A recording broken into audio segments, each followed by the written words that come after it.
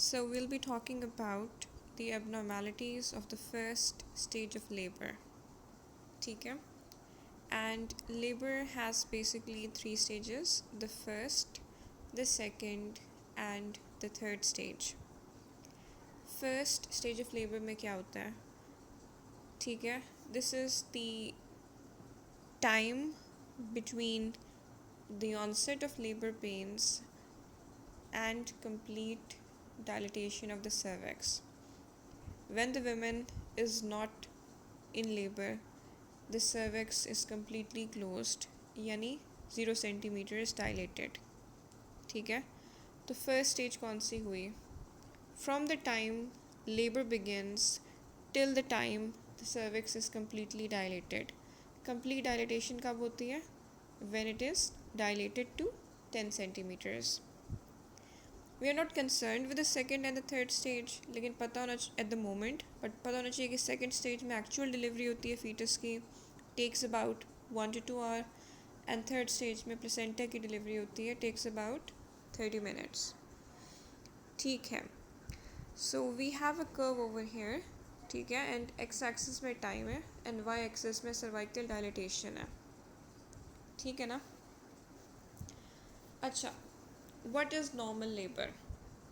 ठीक है. Before understanding abnormality of the first stage, we need to understand कि normal labor कैसी होती है. When labor is defined as being normal, then the contractions are regular, frequent, and strong. How can we tell if the contractions are regular? How can we tell that the contractions are frequent enough and that they're of the appropriate duration? Contractions को हम adequate तब term करते हैं when there are about 5 contractions in a time interval of 10 minutes and each contraction is lasting from anywhere between 30 to 45 seconds. ये एक general सा point of view है. यानी labor को normal कहने के लिए uterine contractions they need to be adequate, about 5 in a 10-minute interval, each lasting from about 30 seconds to 45 seconds. ठीक है? All right. ये एक और बात out of the way हो गई. अब हम इस curve में देख रहे हैं जो green and yellow वाला part है ना, this is actually the first stage of labor. Orange is second stage, meaning we are concerned with the green phase and the yellow phase. मैंने क्या कहा था stage 1 में क्या होता है? Beginning of contractions till the cervix is completely dilated. Y-axis में you can see cervical dilation from 0 to 10. What is the cutoff point between the latent phase and the active phase of stage 1? 4 centimeter dilation से पहले latent phase होती है और उसके बाद में active phase होती है. ठीक है? Now the latent phase takes considerably more time compared to the active phase. That is a basic point you need to understand. The average time is about 4.8 to about 6.8 hours. ठीक है? But जब हम abnormality को diagnose करते हैं ना तो we don't do it on the basis of the average time. ठीक है? अच्छा, एक पेशेंट आपके पास आई है, ठीक है, एंड उन्हें कंट्रैक्शंस हो रहे हैं, आपने कंट्रैक्शंस को टाइम किया एंड देयर अबाउट 5 कंट्रैक्शंस, ठीक है, एंड उनकी ड्यूरेशन इज़ लाइक 30 और 25 सेकेंड्स, ठीक है, एंड यू आर लाइक कि this patient is in the first stage of labour, ठीक है, बिकॉज वो तो कंट्रैक्शंस के साथ आई हैं and they are fairly regular. That is wrong. ठीक है, बिकॉज लेबर के लिए, फर्स्ट स्टेज ऑफ लेबर के लिए 2 चीज़ों का होना ज़रूरी है. 2 things must be present in order for a diagnosis of first stage of labor to be made. First of all, regular, painful and frequent contractions need to be present, and secondarily, these contractions need to be accompanied by progressive cervical change. If a patient comes to you with uterine contractions and you do a PV exam and there isn't any cervical change, then the patient is most probably not in labor. This is a case of false labor. सबसे पहले you have to diagnose the person as being in labour. उसके आगे आप कुछ और देख सकते हैं।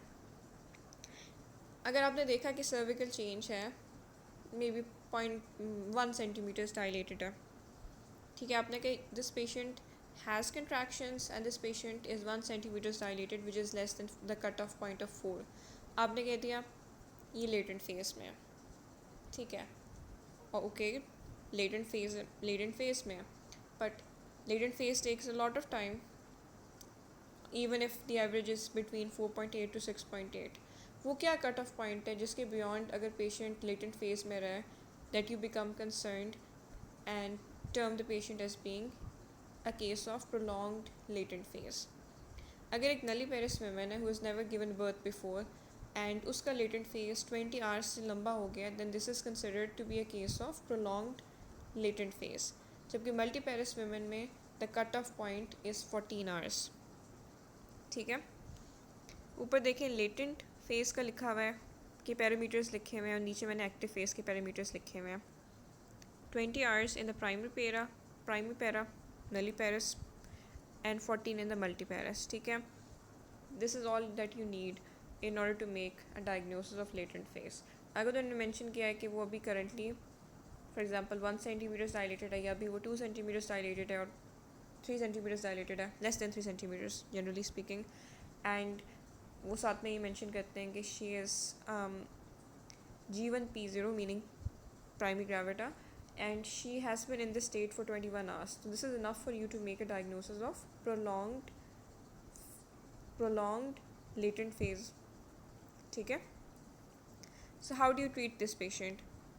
जो फर्स्ट लाइन मैनेजमेंट होती है ना वो होता है therapeutic rest, IV sedation, because जब तक IV sedation वेयर ऑफ करती है ना तब तक सर्वाइकल चेंज हो चुकी होती है beyond 4 centimeters and the patient enters into active phase. 85% cases में this is successful, 5% में it is not successful, in which case you might have to give in a uterotonic. ये होगी prolonged latent phase. Normal active phase में क्या होता है? The normal active phase of the stage 1 of labor happens in about 4 to 5 hours in the primary gravida, my apologies, in the multigravida, and takes about 5 to 6 hours to happen in the primary gravida. But the better way of basically figuring out whether the rate of cervical dilatation is appropriate is by actually calculating the rate of cervical dilatation when the person is in the active phase. And we have certain cutoff points. If the rate of cervical dilatation is less than 1.0 to 1.2 centimeters per hour in the primary gravida or less than 1.2 to 1.5 centimeters per hour in the multigravida, then the patient is said to be a case of prolonged active phase of stage 1. How do we figure out these values? Centimeters per hour. So we divide the cervical dilatation by the amount of time it took to reach that particular dilatation value. हमने cut off point कैसे निकाले? We said that in the primary gravida it should not take more than 5 to 6 hours. ठीक है, and कितनी dilatation होती है during this active phase? From 4 to 10 centimeters, meaning 6 centimeter dilation. 6 को 5 से डिवाइड करो एंड 6 को 6 से डिवाइड करो, 1.2 एंड 1.1 आता है. ठीक है, I am hoping this kind of makes sense. So if a patient is said to have a cervix which is about 5 centimeters or 6 centimeters dilated, meaning this person is obviously in the active phase, and कुछ parameters given है जिससे जब आपने rate निकाला cervical dilatation का and it's less than 1 in the multigravida and less than 1.2 my apologies and less than 1.2 in the multigravida, then you diagnose this patient as being a case of prolonged active phase. ठीक है ना, अब आप क्या करेंगे? How do you treat such a patient? Assessment करना बहुत important होता है. ठीक है, ये डिफरेंसेस हैं, I talk about these later. ठीक है, आपने डायग्नोज कर लिया this patient is definitely in the active phase. क्यों? बिकॉज यूट्राइन कंट्रैक्शंस हो रही हैं and on PV examination the patient is 6 centimeters dilated. ये तो आपको पता चल गया कि एक्टिव फेज में है. फिर आप सीरियल ऑब्जर्वेशंस ले रहे हैं सर्वाइकल डायलिटेशन की. ठीक है, और इन सीरियल ऑब्जर्वेशंस का इस्तेमाल करके आपने एक वैल्यू निकाली है सर्विकल डायलिटेशन की, जिसका यूनिट होता है सेंटीमीटर्स पर आवर में. If there is cervical dilatation और वो नॉर्मल है, तो फिर मतलब कि कोई मसला नहीं है, पेशेंट इज़ प्रोग्रेसिंग नॉर्मली. ठीक है. लेकिन अगर आपने वैल्यू निकाली है और वो नली पेरस में 1.0 या 1.2 से कम है और मल्टी पेरस में 1.5 या 1.2 से कम है, that means that the patient is, आपने डायग्नोज कर लिया एज प्रोलॉन्ग्ड एक्टिव फेज. अब आप क्या करेंगे? 3 तरह की वजूहत होती हैं for abnormal labour, no matter the stage, first, second and third, तीनों में. मसला या तो पैसेंजर के साथ होता है यानी फीटस के साथ, या पैसेज के साथ होता है यानी बर्थ कैनाल के साथ, या फिर पावर के साथ. ठीक है. मोस्टली मसला पावर के साथ होता है. पैसेंजर के साथ क्या मसला हो सकता है? Malpresentation which you can do little for. Passage के साथ क्या मसला हो सकता है? Cephalopelvic disproportion, the pelvis is unusually contracted. इसके मुतालिक भी आप कुछ नहीं कर सकते.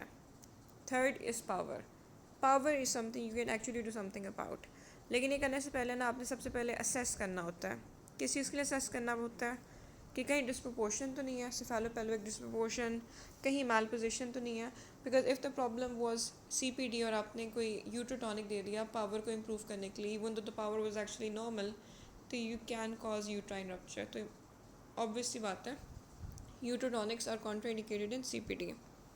अगर डिस्प्रोपोर्शन नहीं है और आपने देखा है कि जब आपने असेस किया कंट्रैक्शंस को तो they are less than 5 in a minute, और if they are 5 in a minute but उनकी ड्यूरेशन बहुत शॉर्ट है, तो फिर आप क्या करते हैं? आप यूट्रोटॉनिक्स दे देते हैं. लेकिन अगर आपने जब एग्जामिनेशन की है पेशेंट की और आपको लगा कि CPD हो सकता है, तो आपने C सेक्शन करना है, बिकॉज आप कुछ और नहीं कर सकते.